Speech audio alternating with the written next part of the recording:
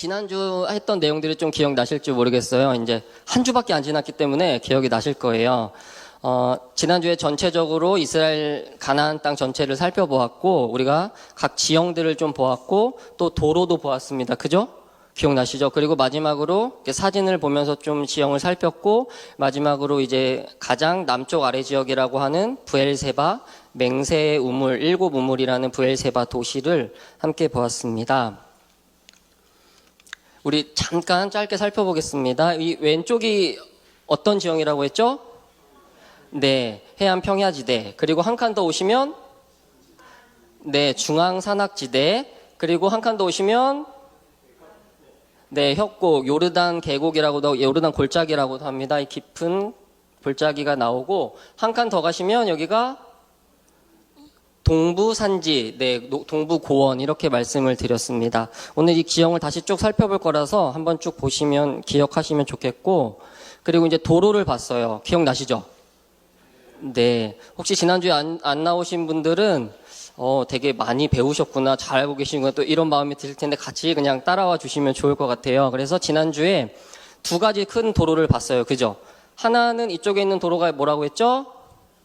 네, 해안도로. 그래서 이 해안도로는 이쪽에 있는 애굽에서부터 이쪽에 있는 메소포타미아 지역을 왕래하면서 무역도 하고 군사들도 왔다 갔다 했던 도로라고 되어 있고, 그 다음에 또 한 도로는 이 오른쪽에 있어요. 이 도로는 뭐라고 했죠?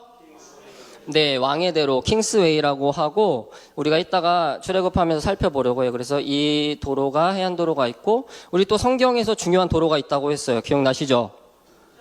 네, 족장의 도로. 그래서 여기 지역이 중앙산악지대인데, 그 중앙산악지대에 도시들이 형성되어 있고, 족장들이 그 도시들을 왔다 갔다 하면서 쭉 성경의 이야기들이 펼쳐지는 걸 볼 수 있고, 또 한 도로가 있는데, 이건 지난주에는 보진 않았는데, 여기가 무슨 지역이라고 했죠? 이 전체가?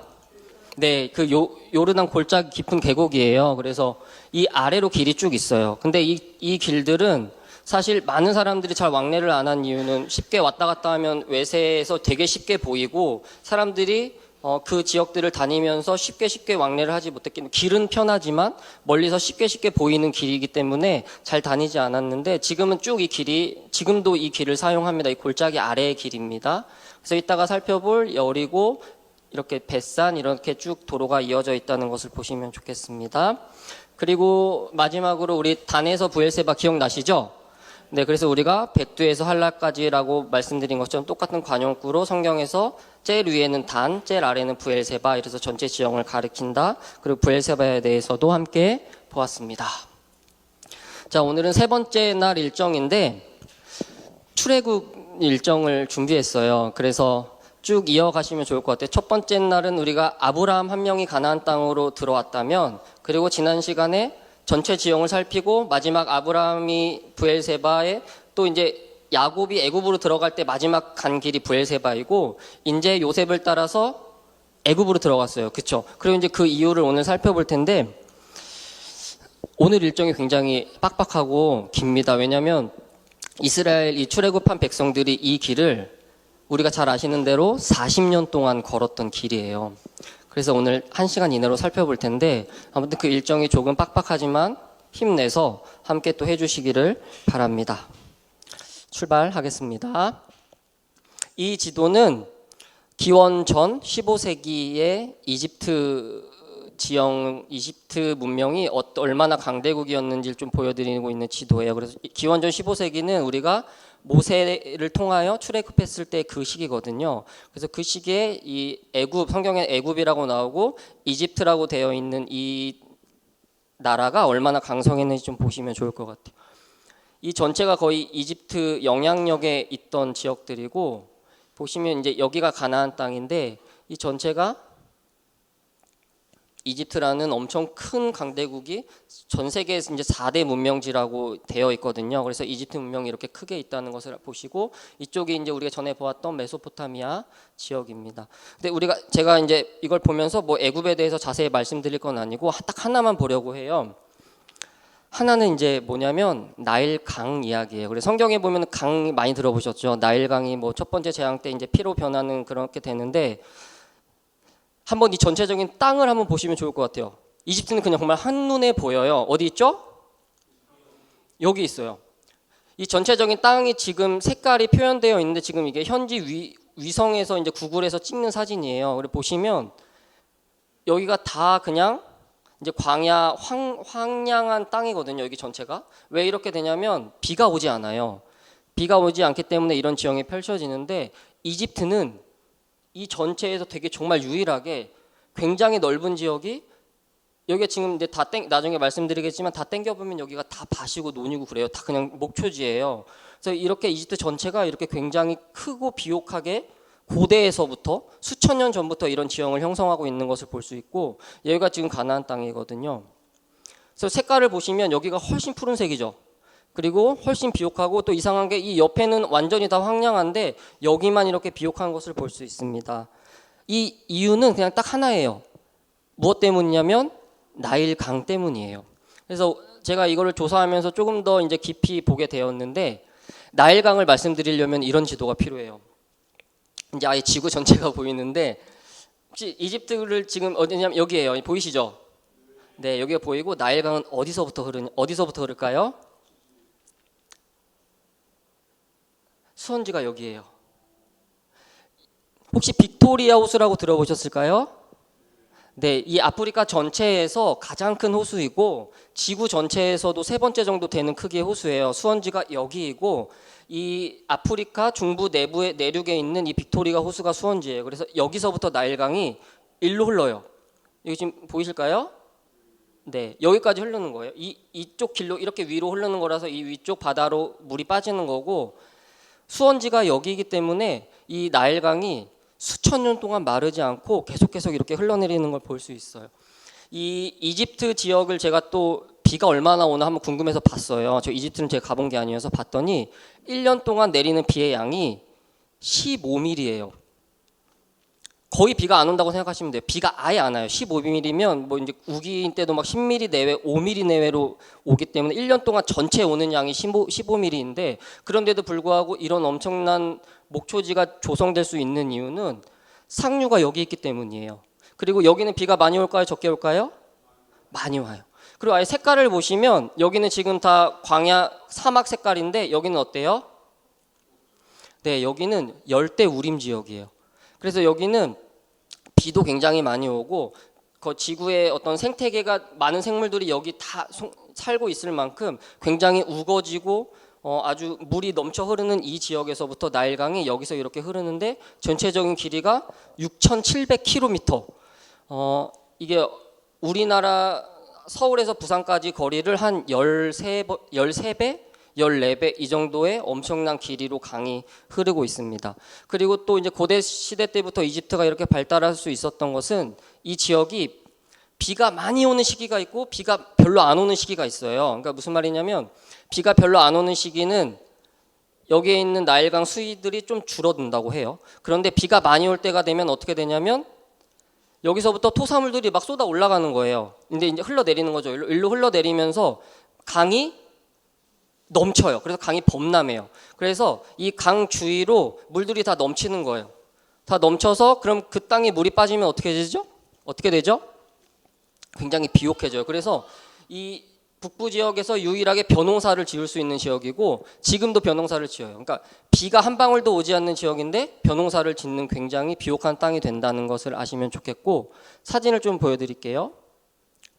이게 지금 나일강 사진인데 이 옆에는 보시면 다 완전히 황량하거든요. 근데 나일강이 전체적인 폭도 굉장히 넓고 이 수심도 굉장히 깊고 한 30m, 40m 이 정도 될 정도로 깊은 수심을 자랑합니다. 그래서 수천 년 동안 비가 오지 않음에도 이런 강이 조성되어 있습니다. 다음 사진을 보면 더 잘 들어오실 텐데 이게 지금 항공 위에서 찍은 사진이에요. 그래서 이 강 주변으로 이게 지금 다 강이 범람한 거예요. 강이 범람하면서 이 땅들이 농사를 지을 수 있는 땅이 조성되게 되고 이 전체는 이제 비가 오지 않기 때문에 다시 또 황량한 광야가 되고 이런 지형입니다.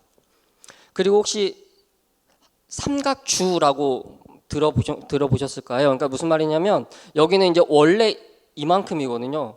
이걸 제가 이제 다 땡겨봤는데 이제 구글에서 다 위성 사진을 땡겨봤는데 여기가 정말 다 논이고 밭이고 그래요. 이제 이런 데는 도시들이고 여기가 지금 다 목초지인데 이렇게 되는 이유는 아까 말씀드린 것처럼 토사물들이 위로 다 올라가면서 여기가 다 퇴적이 되는 거예요. 그래서 이 천연 삼각주가 이렇게 쭉 펼쳐져 있어서 이 고대 시대 때부터 이집트가 정말 엄청나게 비가 오지 않음에도 엄청나게 큰 문명을 이룰 수 있었던 것은 이 나일강 때문입니다. 이거를 좀 머릿속에 두시고 왜 성경 속에서 자꾸 기근이 들면 이리로 내려가느냐 이런 것들을 좀 보시면서 이집트 문명을 보시면 좋겠습니다. 자, 우리 말씀을 읽어보겠습니다. 아까 읽었던 말씀인데 한 번 더 읽어볼게요. 출애굽기 6장 6절에서 8절입니다. 시작. 이스라엘 자손에게 말하기를 나는 여호와라. 내가 애굽 사람의 무거운 짐 밑에서 너희를 빼내며 그들의 노역에서 너희를 건지며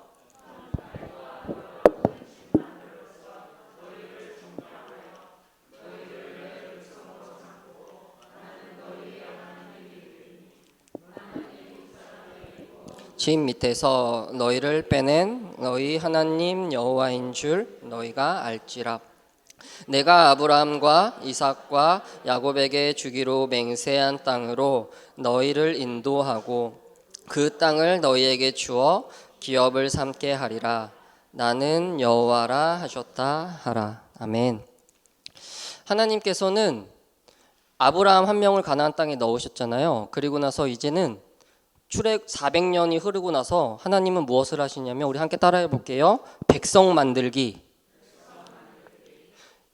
하나님께서는 이제 한 명 단위가 아니고 하나님이 선택한 백성을 만드시려고 하세요. 그래서 이제 이 구절이 굉장히 성경에 중요하고 유명한 말씀인데 여기에 하나님의 이름이 지금 3번이나 나와요. 나는 여호와라, 나는 하나님 여호와라, 나는 하나님 여호와라. 본인 이름을 걸고 어떻게 보면 하나님의 거의 모든 걸 거시고, 근데 거셨다는 표현이 좀 불경스럽긴 한데 하나님이 선택한 백성을 만들고야 말겠다. 그리고 너희는 내 아이 백성이 될 것이고 나는 너희의 하나님이 될 것이다 라는 이 말씀을 가지고 이 출애굽 전체를 함께 해주셨으면 좋겠습니다. 이 사진은 뭐냐면 우리가 출애굽기를 이제 모세오경을 많이 읽는데 이 사람들이 얼마나 많은 사람이 이동을 했고 광야 생활을 했는지가 그렇게 눈에 많이 안 들어오실 거예요. 왜냐하면 우리는 그냥 모세 위주로 많이 생각을 하는데 이제 성경에 정확히 기록되어 있어요. 장정만 60만 명이다. 그리고 이제 3번의 인구조사를 하는데 거기도 다 60만 명이 넘는다고 나와요. 그러면 아내도 있었고 자식들도 많았다면 보통 이제 성경학자들은 200만 정도를 추산해요. 그때 200만이 얼마나 많은 숫자일까 잘 감이 안 와서 이제 사진을 한번 찾아봤는데 우리 이게 2002년 월드컵 기억나시죠? 벌써 20년이 됐는데 대한민국 그때 떠들썩했을 때 그때 광화문에 있던 이 모였을 때 이 인파가 경찰 추산으로 90만 명 정도 된대요. 출애굽 인원은 여기에 2배가 넘는다는 거거든요. 그래서 이 200만이라는 숫자 그리고 이건 지금 따다다다닥 붙어 있잖아요. 그런데 이제 우리가 이제 이 사람들이 여길 살아갈 때 이렇게 진을 치고 이렇게 쭉 더 넓게 펼쳐서 생활을 했다는 걸 보시면 얼마나 많은 인원이 여기를 이동하고 있었는가 이 전체적인 좀 그림을 가지고 가셨으면 좋겠습니다. 비행기가 위험합니다.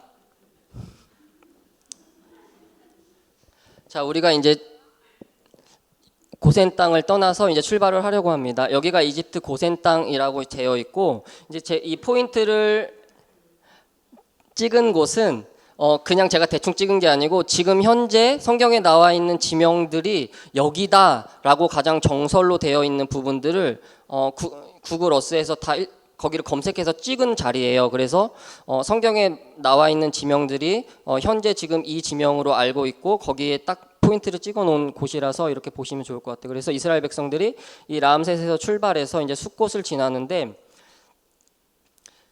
여기가 이집 땅이고 어디가 가나안 땅이라고 했죠?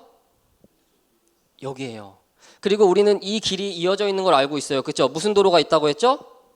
네, 해안도로가 있어요. 그리고 성경에는 이 도로가 여기에 블레셋 사람들이 살고 있었다고 했잖아요. 그래서 블레셋 길이라고도 표현이 돼요. 그게 이제 해안도로이고 제가 여기서부터 여기까지 여기가 이제 저희가 본 부엘세바인데 여기까지 길이가 어느 정도 됐는지 한번 해봤어요. 재봤는데 한 300km에서 400km가 안 나와요. 그러니까 어느 정도 걸리는 거리냐면 걸어갔어도 10일 정도밖에 걸리지 않는 길이에요. 그리고 더 많이 잡았어도 한 달 이내, 무조건 한 달 이내 갈 수 있는 거리인데 하나님께서는 이 길을 이스라엘 백성들에 가지 않게 하시고 아래로 돌리시는데 그 이유가 성경에 정확히 나와 있어요. 우리 함께 말씀을 또 읽어보겠습니다. 시작. 바로가 백성을 보낸 후 블레셋 사람의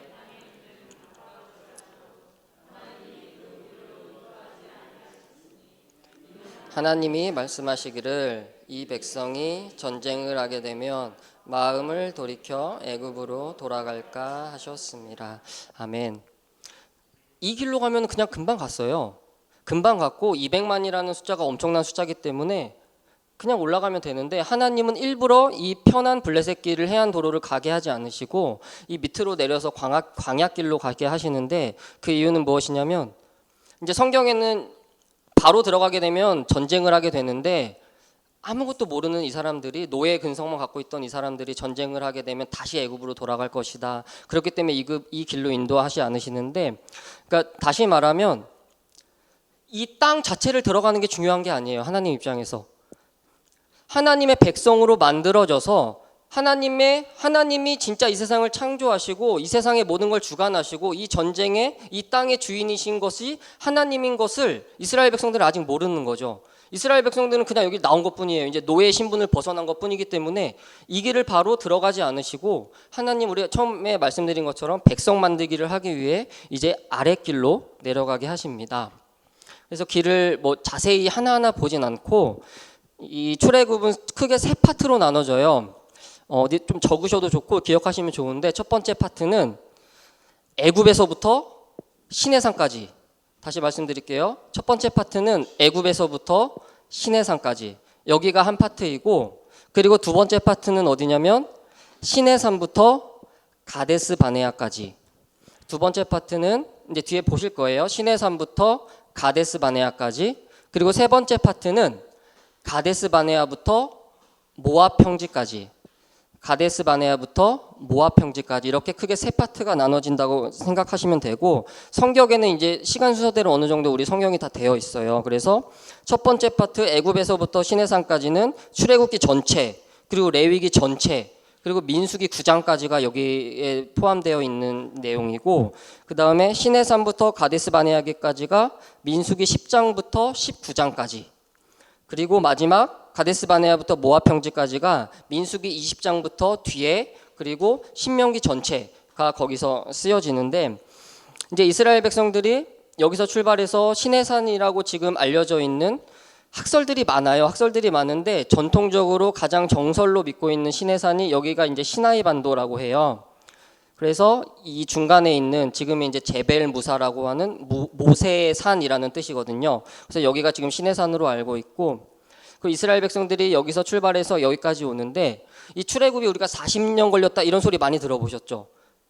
이 성경의 다른 곳들보다도 이 출애굽의 기간은 정확해요. 왜냐하면 성경에 몇 월 며칠까지 정확히 기록되어 있어요.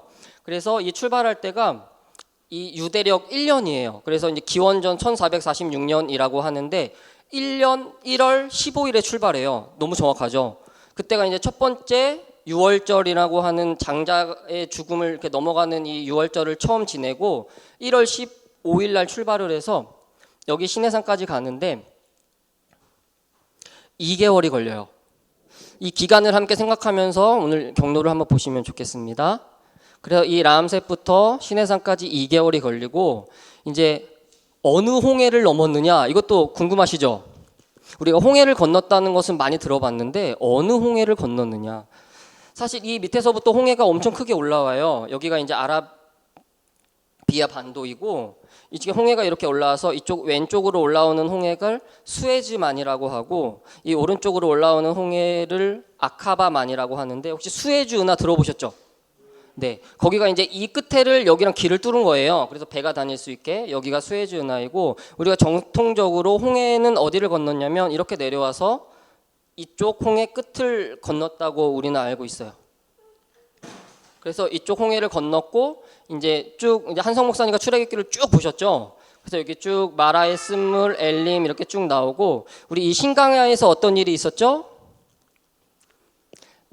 만나와 메추라기가 있었어요. 예, 그 만나 매출하게 하나님께서 주시는 신광야가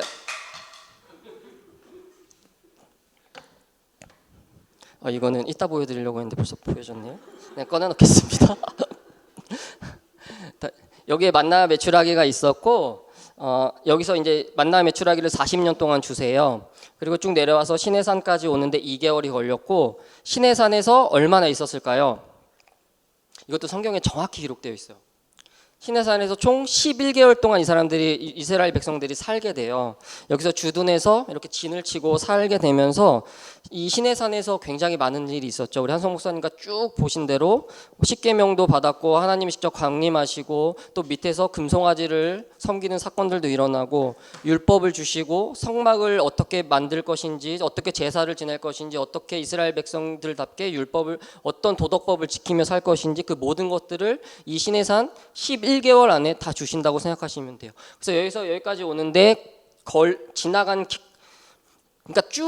쭉 걸어왔으면 더 빨리 왔을 텐데 아마 천천히 왔던 것 같아요. 어디 멈췄다가 또 왔다가 하면서 2개월이 걸리고 시내산에서 11개월이 걸려서 시내산을 출발할 때까지 전체 기간이 13개월이 걸리는 것을 볼 수 있어요. 그래서 성경에 보면 두 번째 날 2년 2월 20일에 출발했다고 정확히 나오거든요. 그래서 13개월째에 시내산에서 다시 출발하는 것을 볼 수 있습니다.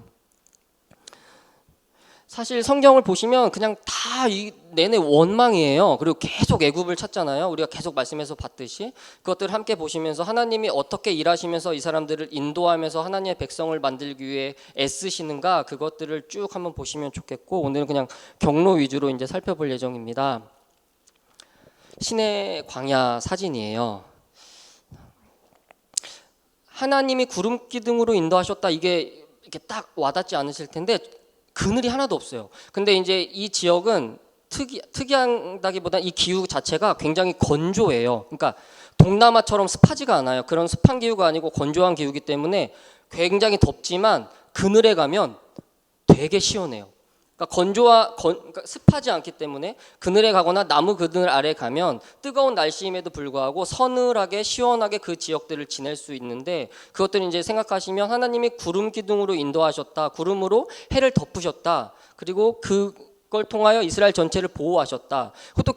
그리고 또 밤이 되면 일교차가 많이 내려가거든요. 그래서 구름 기둥으로 보호하셨다. 이 말씀들을 이 전체적인 지형과 기후들을 보면서 조금 더 이렇게 다가오셨으면 좋겠습니다. 시내산은 어떻게 생겼을까요? 지금 우리가 알고 있는 시내산이에요. 우리가 이제 성경 보시면 우리나라 산 하면 푸르고 나무가 많고 이런 산을 생각하시는데 여기 지형 자체는 풀이 없고 그냥 광야이고 돌산이고 이따 뒤에 이제 영상을 준비했는데 그 영상을 보시면서 시내산을 한 번 더 이렇게 보시면서 이스라엘 백성들이 어땠는지 하나님이 어떤 마음을 갖고 계셨는지 그런 것들을 좀 묵상하셨으면 좋겠습니다. 자, 이제 두 번째 파트를 가겠습니다. 두 번째 파트는 이제 시내산에서 출발해요. 시내산에서 출발해서 어디까지 간다고 했죠? 가데스바네아. 가데스바네아는 어디냐면 여기에요. 다시 여기로 올라가요.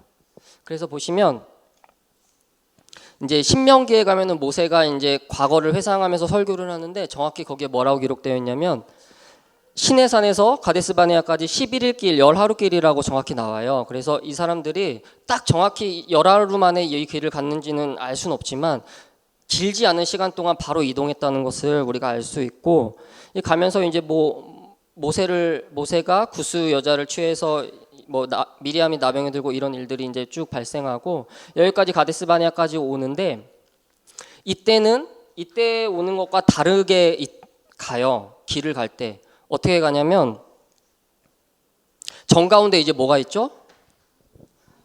성막이 있어요. 이게 이제 무슨 개념이냐면 이게 나중에 예루살렘 성전까지 연결이 되는데 전체가 진이 있는 거예요. 전체가 이렇게 진을 펼치는데 그러니까 그때는 다 천막 생활을 했잖아요. 그래서 천막들을 쭉 펼치는데 정 가운데 그 중심에 하나님의 말씀하신 성막이 있는 것이고 그 안에 지성소가 있어서 하나님이 이들과 함께한다. 이 사인을 계속해서 거기서 하나님과 깊은 교제를 하면 이 백성들이 이제 움직여요. 그래서 성경에 뭐라고 기록되어 있냐면 이 구름이 조금 가면은 여기가 전체가 짐을 싸고 이동을 했고 그 구름이 그냥 아주 잠깐이라도 멈추면 다시 이 진을 펼쳐서 여기에 그대로 진을 치고, 그러니까 하나님이 가라고 하면 가고 하나님이 멈추라고 하면 멈추는 방법대로 이들이 이렇게 움직이게 돼요. 그래서 두 번째 파트 가는 부분은 이렇게 이스라엘 백성들이 이동했다는 것을 볼 수 있고 같이 생각하시면서 가보셨으면 좋겠습니다. 자, 이제 여기 가데스 바네아까지 오는데 이 가데스 바네아에서 또 굉장히 중요한 사건이 있어요. 무슨 사건이 있었을까요? 네, 그 뒤에 이제 다음 자료인데 12정탐꾼을 파견해요. 12정탐꾼을 파견했다는 무슨 말이냐면 제 생각이긴 한데 가데스 바네아에서 일로 올라가려고 했던 것 같아요. 일로 올라가려고 했던 것 같은데 이 정탐꾼들이 그런 정보를 갖고 오지 않고 하나님이 진노하시고 또 하나님을 이 사람들이 원망하기 때문에 이제 돌아가는 그런 일들이 일어나게 됩니다. 우리 말씀을 함께 다시 한번 읽어보겠습니다. 시작. 모세가 가나안 땅을 정탐하러 그들을 보내며 이르되 너희는 네겝길로 행하여 산지로 올라가서 그 땅이 어떠한지 정탐하라. 곧 그 땅 거민이 강한지 약한지 많은지 적은지와 그들이 사는 땅이 좋은지 나쁜지와 사는 성읍이 진영인지 산성인지와 토지가 비옥한지 메마른지 나무가 있는지 없는지를 탐지하라. 담대하라. 또 그 땅에 실과를 가져오라 하니 그때는 포도가 처음 익을 즈음이었더라. 아멘. 우리 이제 이 구절을 보면 이 사람들이 어디로 갔겠구나 아실 거예요. 우리가 다루었던 내용이에요. 자, 가나안 땅을 정탐하러 올라가는데 어느 길로 간다고 되어 있어요? 네게부 길. 그리고 어디로 올라간다고 되어 있죠? 산지는 어디 있다고 말씀드렸죠? 네, 글로 올라간 거예요. 이제 이 성경을 보시면 이제 지형과 지리를 아시면 이 사람들이 어디를 통해서 어떻게 올라갔겠구나. 이제 이런 것들이 머릿속에 들어오시면 성경이 좀 더 풍성해지시면 좋겠는데 이제 그 드린 자료예요.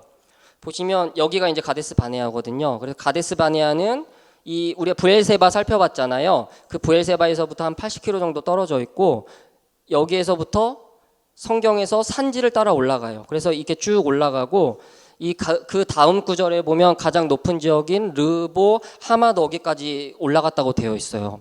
그러니까 어디까지 올라간 거냐면 우리가 여기 사해 살펴봤죠. 그리고 여기 갈릴리가 있어요. 그리고 여기 헬몬산도 살펴봤죠.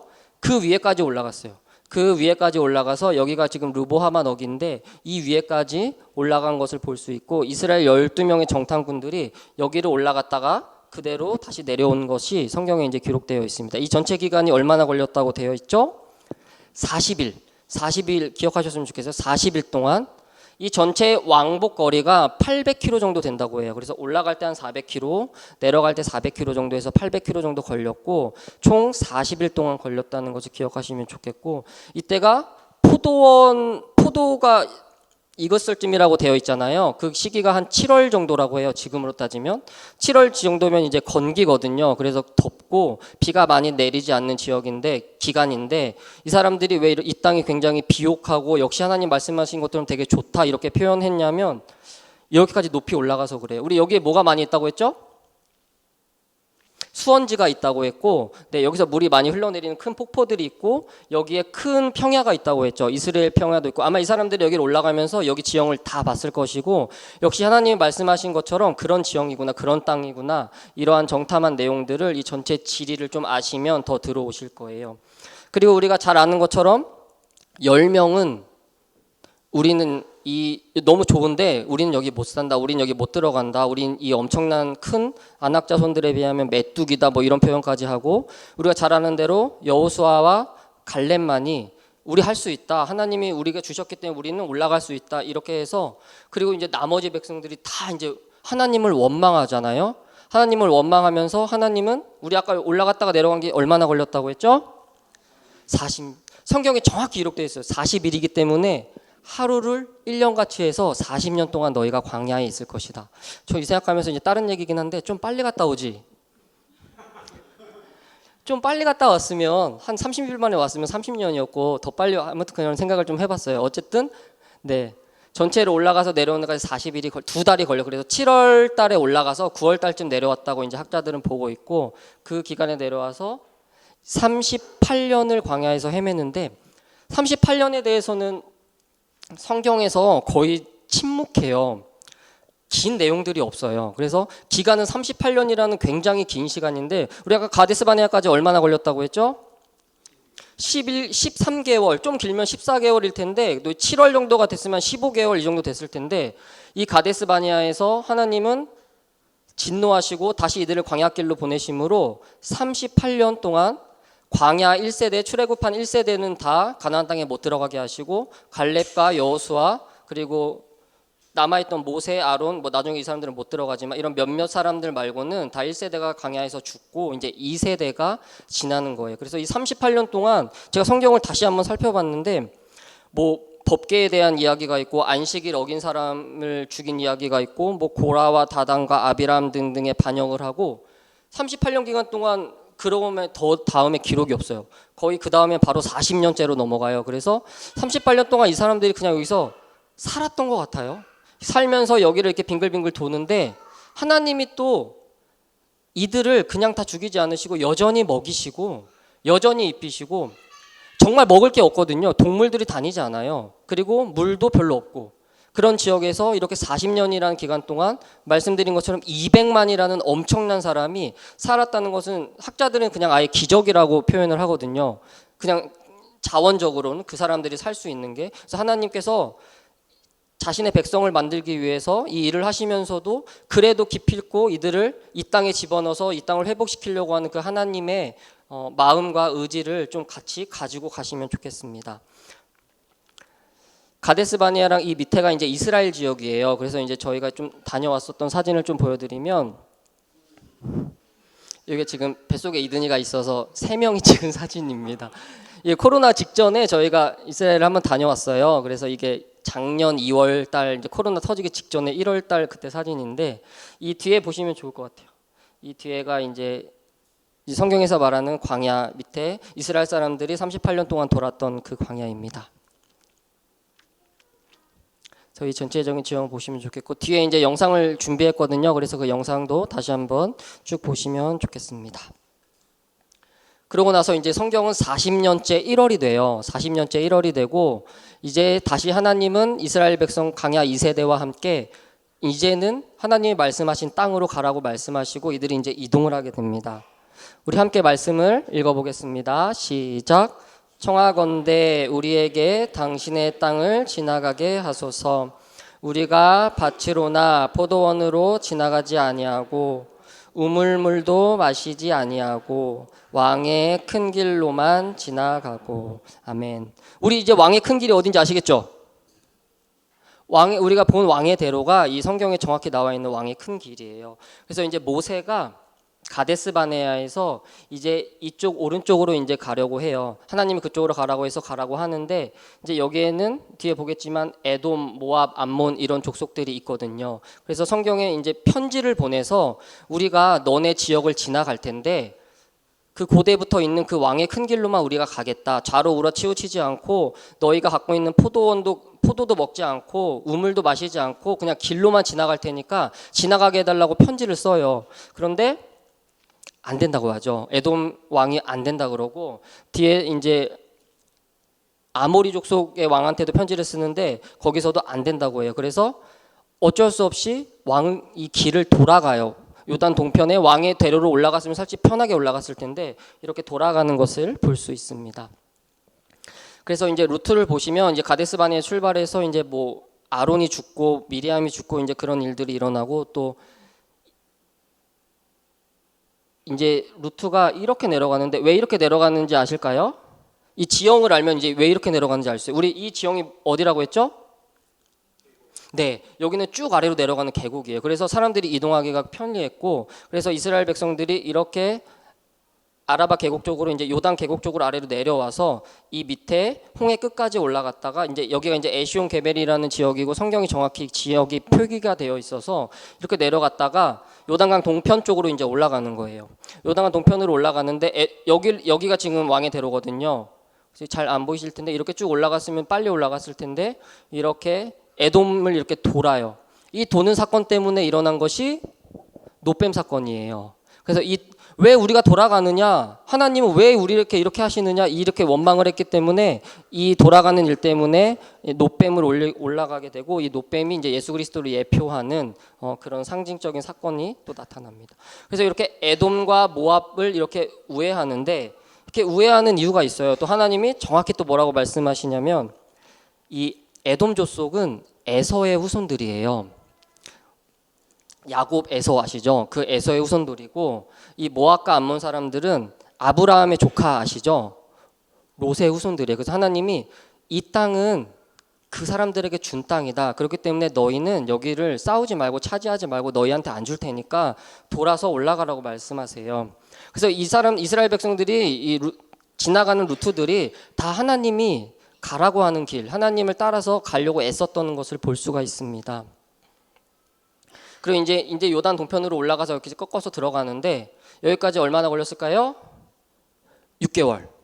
성경에 또 정확히 기간이 기록되어 있어요. 그래서 40년 1월째에 출발해서 40년 7월쯤에 여기가 이제 모압 평지거든요. 모압 평지까지 올라가는 것을 볼 수 있습니다.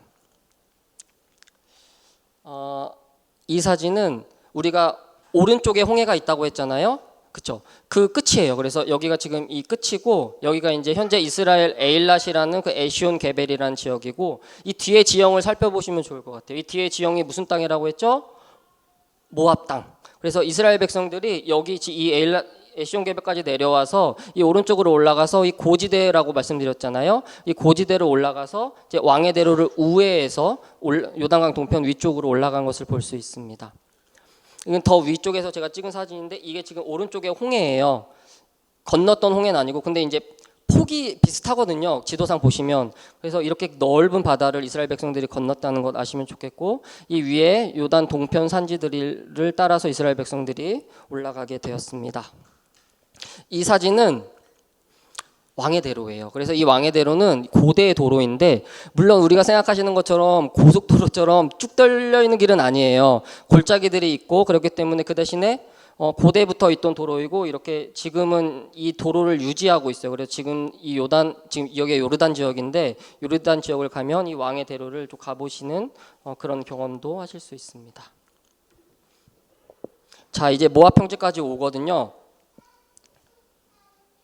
이제 거의 다 왔어요. 거의 다 왔는데, 여기가 이제 모압 평지. 우리 여기가 계속 말씀드리는데 요단 계곡이라고 했죠. 깊은 골짜기예요. 이 깊은 골짜기가 이렇게 쭉 있고, 정 가운데 뭐가 흐른다고 했죠? 정 가운데 흐르는 강, 갈릴리부터 사해까지? 네, 요단강. 요단강이 여기 위에서부터 여기 아래까지 지금 이 물줄기가 요단강이에요. 그래서 이스라엘 백성들이 이쪽으로 올라와서 이 요단 동편 이 위쪽에 전쟁을 2번을 해서 점령을 하고 이제 이 모압 평지로 내려오는데, 이 모압 평지는 이 요단 계곡 아래, 아주 아래 평평한 지역에 있었다는 것을 볼 수 있어요. 그래서 여기에서 몇 개월을 있냐면 6개월을 있어요. 그래서 이제 40년이 채워져요. 그래서 40년 전체를 좀 머릿속에 그리시면 좋을 것 같아요. 다시 애굽에서 출발해서 시내산까지 2개월, 그리고 시내산에서 11개월, 그리고 가데스바네아까지 한 11일, 그리고 가데스바네아에서 38년 해서 40년째가 되고, 그러니까 39년이 된 거예요, 만. 그리고 40년째에 6개월 동안 모압 평지까지 올라왔고, 모압 평지 안에서 6개월을 주둔해요.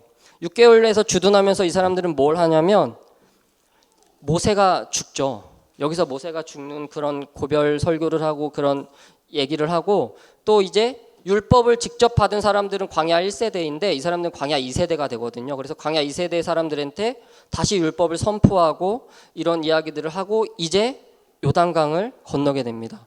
그래서 이 모압 평지에서 요단강을 건너는데, 이 모압 평지에서 주둔하고 있을 당시에 눈앞에 바로 여리고 땅이 보이게 돼요. 그래서 이 지형들을 조금 이따가 보여드리겠습니다. 그리고 이제 모압 평지에서 바로 오른쪽으로 올라가면 지금 현재도 있는 느보산이에요. 여기가 이제 여기 느보산에 이제 동부 산지가 있다고 했잖아요. 그 산 위에 있는 산이에요. 그래서 보시면 여기가 지금 느보산 위에서 찍은 사진인데, 저는 올라가 보지 못했고 우리 교회에서 올라가 보신 분이 계세요. 변성주 장로님 여기 가보셨대요. 그래서 여기 위에서 모세가 정확히 딱 이 자리에서 앞을 봤다고 정확히 성경에 기록되어 있거든요. 그래서 자기는 가나안 땅에 들어가지 못하지만 이 느보산 위에서 하나님이 말씀하신 가나안 땅 전체가 눈에 보여요. 왜냐하면 밑에가 푹 꺼진 분지이기 때문에 앞에가 끝에서부터 끝까지 날씨가 좋으면 뒤에 지중해도 보인다고 해요. 그러니까 전체적으로 좀 이 지형들을 보시면 좋겠고, 이 그림이 이제 좀 더 잘 보이는데, 여기가 이제 사해 끝이고, 잘 안 보이시죠? 근데 이렇게 요단강이 흘러요.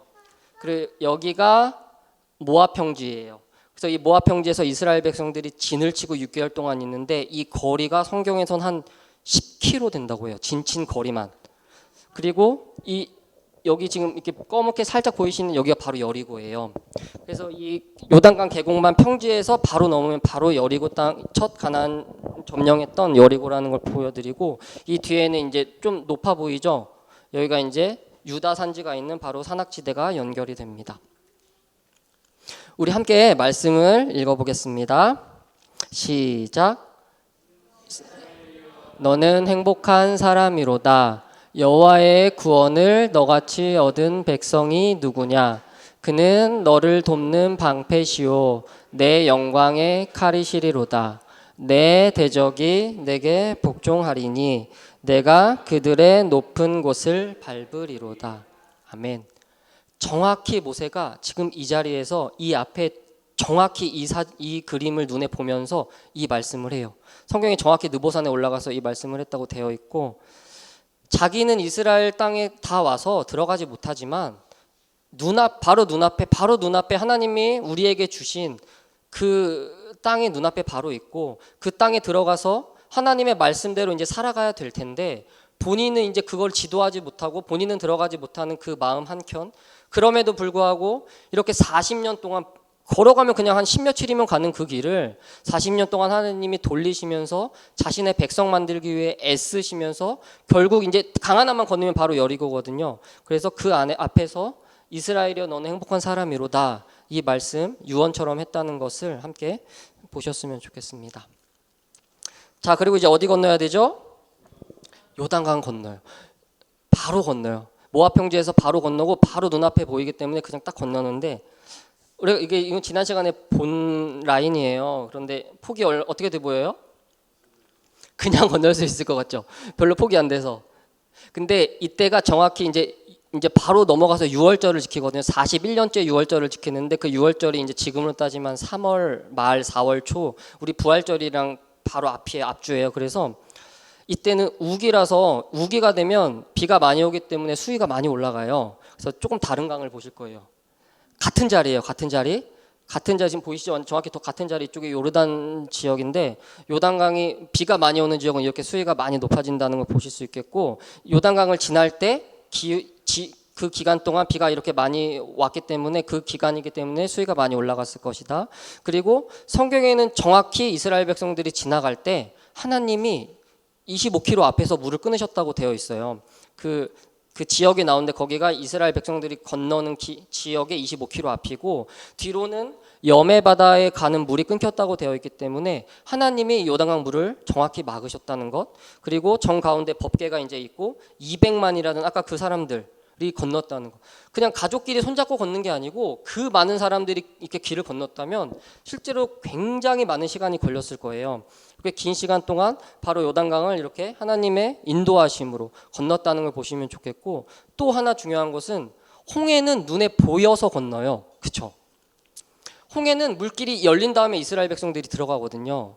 그런데 요단강은 물이 있는 상태에서 발을 밟아요. 그러니까 하나님이 그것을, 이스라엘 백성들이 믿음이 성장했고 그렇게 인도하시는 것을 조금 같이 생각하시면 좋을 것 같아요. 홍해는 눈에 보이는 길을, 이미 열린 길을 갔다면 요단강은 스스로 수위가 깊었거든요. 수위가 깊은 한 4m, 4m 된다고, 그러니까 사람 키는 충분히 넘는 것인데 거기에 먼저 발을 넣게 하시고 발을 넣음으로 법궤가 스므로 물이 멈췄다는 것을 보시면 좋을 것 같아요. 그래서 요단강을 건너는데 우리가 요단강 건너서 만나리, 요단강 건너서 뭐 어디 들어가리, 이게 다 여기서 나오는 거예요. 요단강을 건너서 이제 가나안 땅을, 하나님이 말씀하신 땅을 들어가는 것을 볼 수 있고, 이제 들어가면 어디죠? 네, 여리고예요. 우리 지난 시간에 브엘세바를 살펴봤고, 오늘 이제 여리고를 마지막으로 살펴볼 텐데, 여리고도 이스라엘 지역에서 굉장히 중요한 지역이고 성경 전체에서도 또 중요한 지역입니다. 이 여리고 성이에요. 여리고 성은 이렇게 이중성곽 구조로 되어 있었다고 해요. 이중성곽 구조를 어떻게 할 수 있느냐? 그거는 여리고에 있는 고대 성터가 발견돼요. 그 성터가 이중성곽 구조로 되어 있기 때문에 이제 학자들은 여리고 성이 이렇게 되어 있을 것이다라고 말하고 있고, 우리가 도시는 다 어디에 있다고 했죠? 이스라엘 지역은 산지에 있어요. 다 산지에 있는데 여리고 지역은 거의 유일하게 그 요단 계곡 밑에 자리 잡고 있어요. 그래서 요새화가 되어 있지 않으면 여기 사람들은 살 수 없었고 쉽게 사람들이 쳐들어오기 때문에 더욱더 견고한 성이었다는 것을 기억하셨으면 좋겠습니다. 하나님은 이 첫 번째 성을 우리가 잘 아는 대로 그냥 주위를 일주일 동안 돌아서 무너뜨려요. 그런데 또 중요한 점은 두 번째 성부터는 그렇게 안 하시거든요. 두 번째 성, 세 번째 성, 네 번째 성부터는 이제 정복 전쟁을 할 때 하나님이 직접 싸우게 하세요. 직접 전투를 하게 하고 이 사람들과 싸워서 하나님이 전쟁의 주인인 것을 통하여 점령하게 하시는데, 처음 들어간 첫 성만 유일하게 피를 묻히지 않고 정말 그냥 돌무로 하나님이 이 전쟁을 주관하신다는 것을 이스라엘 백성들에게 정확히 알려주셨다는 것을 기억하시면 좋겠고, 이제 나팔을 불거든요. 그래서 제가 나팔을 가져왔어요. 이제 성경에 보면은 정확히 양각 나팔이라고 되어 있는데, 이거는 이제 제가 이스라엘에서 가져온 양각 나팔이에요. 예루살렘에서 기념품으로 가져왔는데 한번 불어보려고 제가 갖고 오면서 언제 불어보나 했는데 여기서 불어봅니다. 실제로 이제 굉장히 커요. 그래서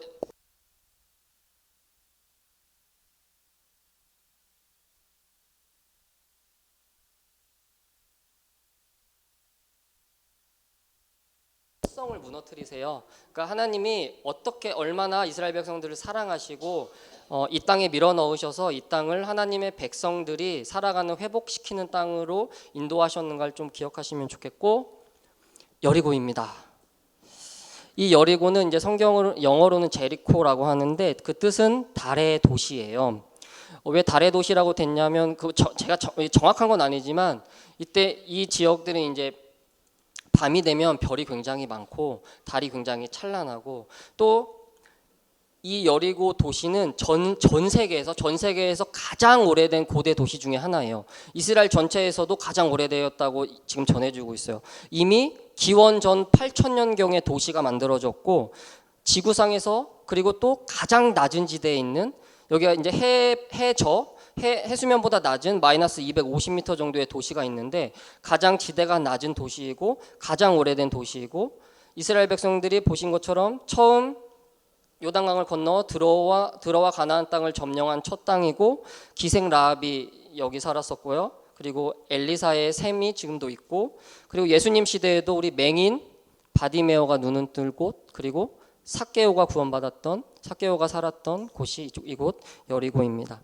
지금은 여기가 팔레스타인 지역이에요. 그래서 유대인들은 살지 않고 팔레스타인 아랍 사람들이 도시를 구성하고 있고, 네, 사진을 보시면 성경에도 정확히 여기가 종려나무의 도시라고 나와요.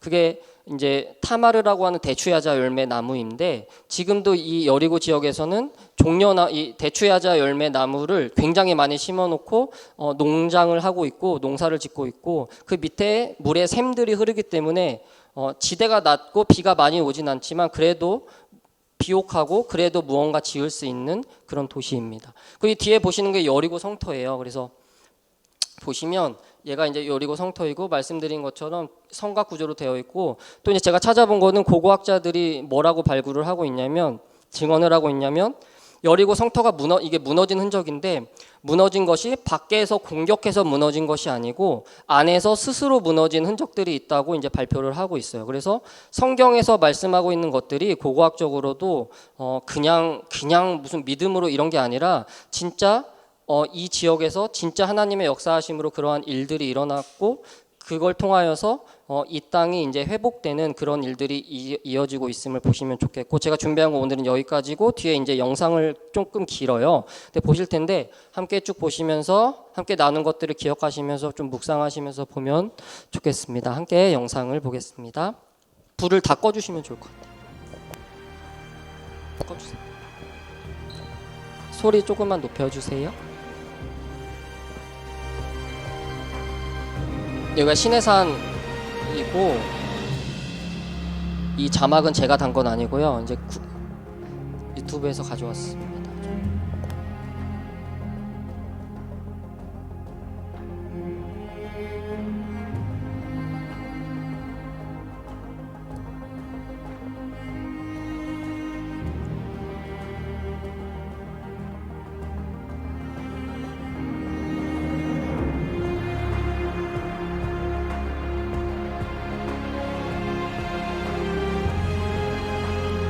시내산 위에 이렇게 모세 기념교회가 세워져 있어요, 지금.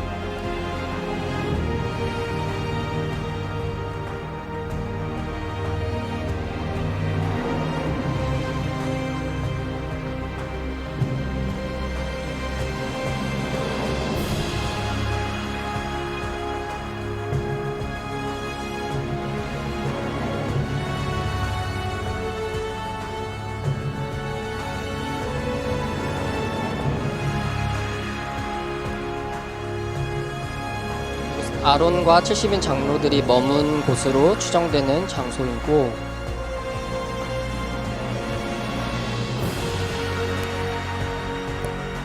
이제 엘리야가 다시 하나님의 산으로 간다는 열왕기 상 내용을 가지고 여기가 이제 엘리야의 샘으로 추정되는 장소입니다.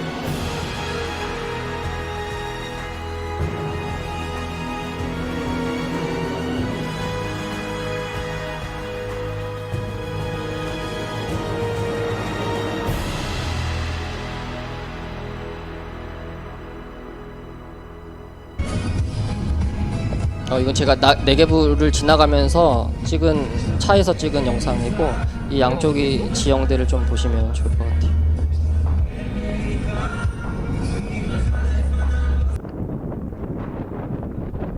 여기는 이제 미츠페 라몬이라는 지역인데, 이 밑에가 다 이제 광야거든요. 그래서 아주 깊은 협곡이 이어져 있고, 이 뒤에는 이제 드론으로 찍은 좋은 영상을 보시겠습니다.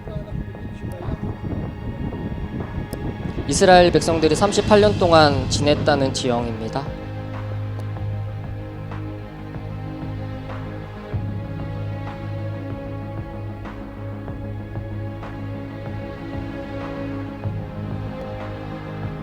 이 사람들이 드론 찍은 것 같아요. 그래서 이 사람들이 좀 나오고.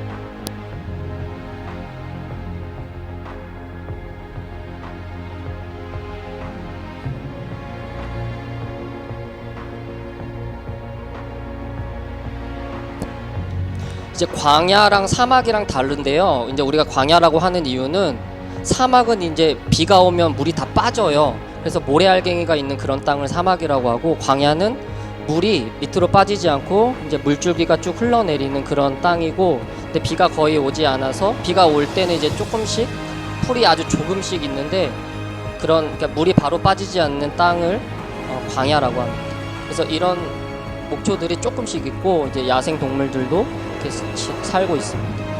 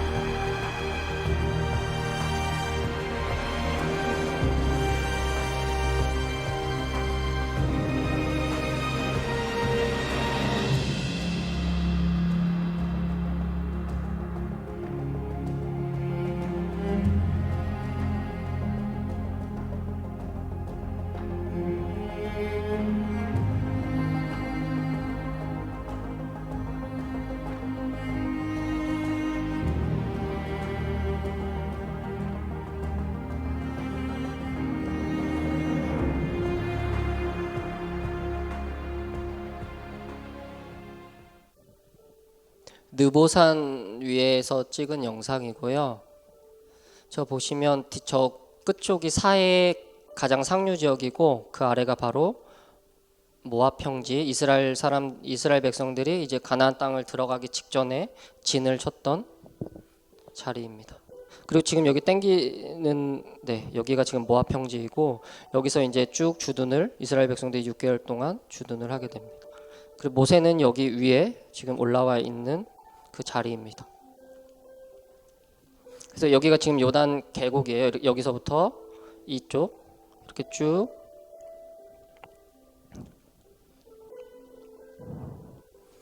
그래서 아마 모세가 이 길을 따라 올라왔을 것이라고 추정이 되고 모압 평지에서 올라왔으니까요. 그리고 이제 여기 요단강을 넘으면 이제 줌을 땡길 텐데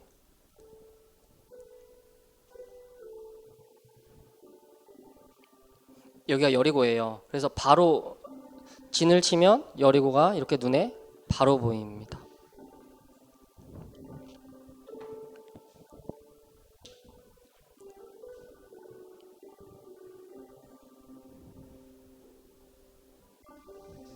네, 여기가 여리고입니다.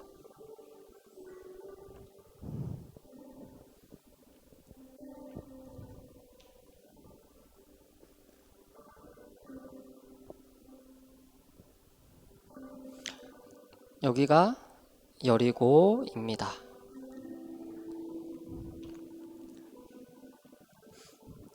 여리고는 말씀드린 것처럼 이렇게 이게 지금 다 대추야자 열매 나무들이거든요. 그래서 이렇게 지금도 이렇게 농사를 짓고 있는 것을 볼 수 있고 여기가 말씀드린 여리고 성터예요. 그래서 이 성터는 기원전 8000년경부터 조성되었다고 지금 고고학적으로 나오고 있고 말씀드린 것처럼 이중 성곽 구조로 되어 있고 이스라엘 백성들이 여기를 돌면서 처음으로 점령한 지역입니다. 그리고 지대가 가장 낮은 마이너스 250m에 형성되어 있고 이쪽은 이제 넘어가면 바로 다 유다 광야 산지들이 펼쳐집니다.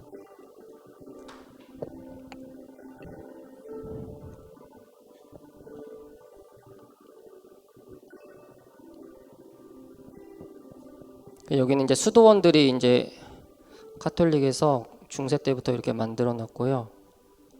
이렇게 지대 바로 아래 이렇게 완전 낮은 곳에 이렇게 쭉 도시가 펼쳐져 있고 여기 이제 반대 뷰죠. 그래서 여기가 이제 요단강이고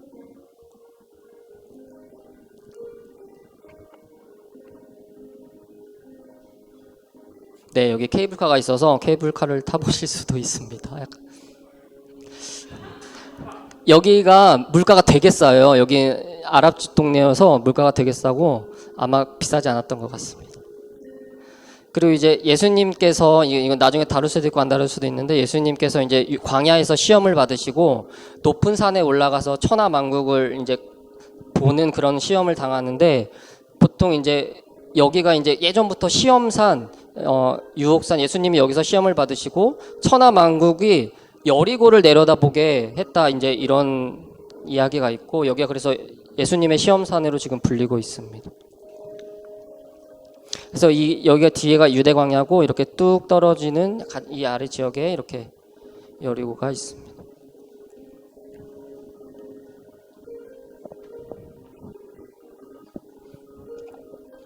여기가 사해의 끝이고요.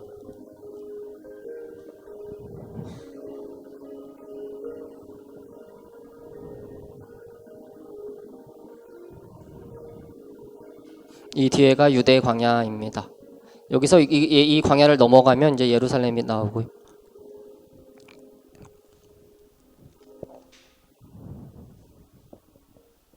네, 여기까지 하고요.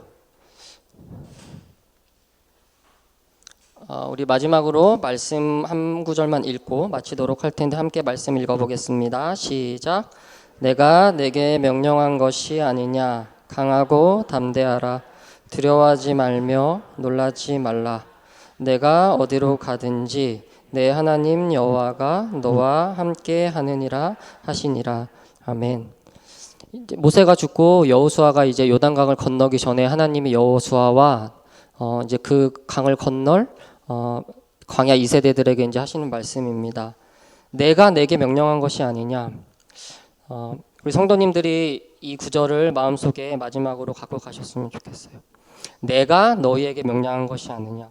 이 모든 것이 하나님께서 하시는 일이고 하나님께서 자신의 백성, 우리 백성 만들기라고 했잖아요. 자기의 백성을 만드시기 위해 40년 내내 하나님이 얼마나 애쓰시고 이 일을 끝까지 하시려고 하셨는지, 그리고 결국은 그 땅에 밀어 넣으시는 이 하나님의 인도하심을 보시면 좋겠고, 또 다음 시간에 그렇다면 이스라엘 백성들이 여기에 들어가서 어떻게 살게 되는지, 이 땅이 정말 하나님이 원하는 대로 회복이 되는지 아니면 또 다르게 흘러가는지 우리 함께 보는 시간이 되었으면 좋겠습니다. 우리 마지막으로 우리 마지막 인사하고 마치겠습니다. 레이트라웃.